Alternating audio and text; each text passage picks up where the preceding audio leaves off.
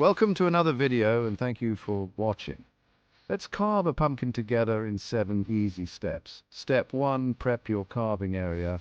Lay down some old newspapers to catch the mess. Step 2, gather your pumpkin carving tools, like spoons, knives, spatula and a marker.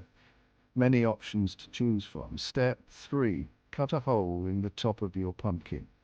Be careful as the knives are sharp and the pumpkin can roll around. Step 4, time to scoop out the guts. Grab your spoons, and if you want to get in the spooky mood, feel free to use your hands. Get rid of all those seeds and guts. Step 5, do a design dry run with your marker and try a few options.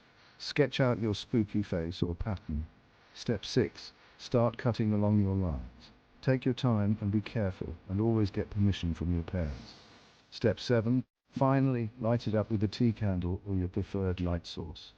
Wait until it gets dark and watch your creation come to life. And there you have it, pumpkin carving mastery in just 1 minute. Happy Halloween!